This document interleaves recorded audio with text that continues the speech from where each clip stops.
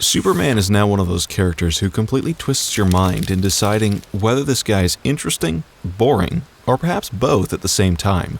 He's got super strength, heat vision, X-ray vision, ice breath, super speed, ability to fly, bulletproof skin, and the endurance level to survive a nuclear blast. This guy can even travel to different universes and galaxies with unrealistic ease. Superman has been indescribably given too much with too little limitation. One man is just not supposed to have so much power stocked up altogether. It just doesn't make any sense, and that's where the issue with Superman lies. Superman doesn't make any sense, but for some twisted psychological reason, he is one of the biggest pop culture icons in the world today. Originally, Superman's creators, writer Jerry Siegel and artist Joe Shuster, didn't even come close to envisioning the icon that we see today. He was supposed to be this weird little guy who gains psychic powers and desires nothing except personal gain. This concept was executed terribly, and the idea completely flopped in epic proportion, which led to internal conflict between Jerry and Joe due to the character not finding success on any level whatsoever. But Superman's creators were smart. They somehow reconciled and started developing the character by giving him the shape and form that we see today. After the massive failure that their initial incarnation was, Superman transformed into the man with insurmountable power, carrying the stark red cape and the iconic S symbol. Superman became this man with the power that all the other men would desire for personal gain, yet Superman just wants to do the right thing with the gifts he's been given.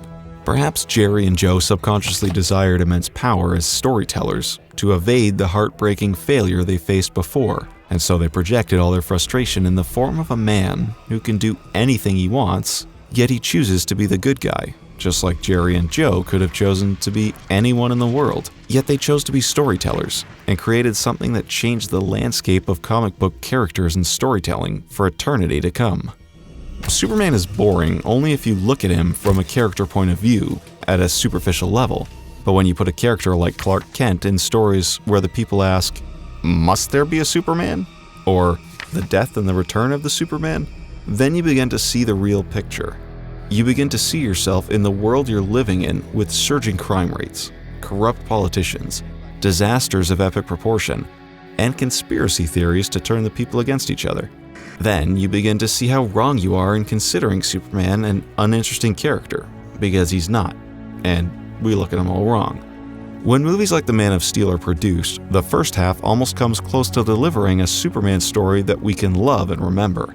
But these very same movies fail miserably in their second half when Superman becomes just an instrument to display massive action and visual effects spectacle on epic scales. When you pit Superman against an equal force like General Zod, or the Doomsday in a straightforward hand-to-hand combat, just after 5 minutes, it becomes completely unwatchable because you know that it's Superman, and he's someone no one can defeat in a one-on-one, head-to-head collision.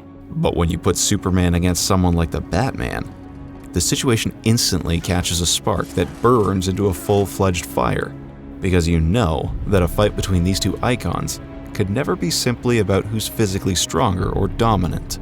Their fight will always be a clash of moral boundaries, philosophical beliefs, and their perspective on the war against crime.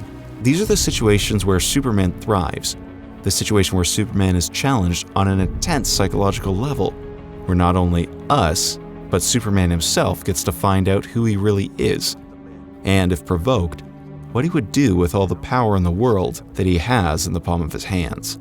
Director Bryan Singer came close for delivering the perfect tone for Superman to thrive in with his 2004's Superman Returns. That movie wasn't a showcase of how strong Superman is. It was about a psychological dilemma that the Man of Steel was facing after leaving Metropolis, which crippled his relation with Lois Lane. The subject matter of the film was completely wrong, but if it was written from the right perspective, the film could have been a classic to remember which would have capitalized on the most thrilling conflict in Superman's mythos, the conflict of a love triangle between Superman, Lois Lane, and Clark Kent. I think now I understand why Superman became the template for our superheroes to draw from. Among all the wrong that's going on in our world, no matter how much you deny it, we wish we had a figure like Superman in real time. We wish, if not us, then someone would have all the power in the world and could still be the good guy. Truth of the matter is, no one else could be that guy except the man that we all love to call the Man of Steel.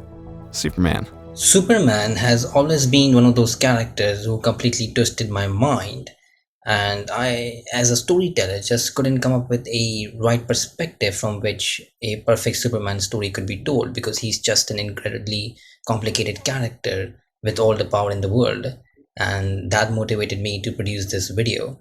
So if you liked it, please share this with your friends and subscribe to this channel to stay tuned to some more mind-teasing videos in the hopes of connecting with story lovers all over the world. This is Mr. Zcon in the making of a great story.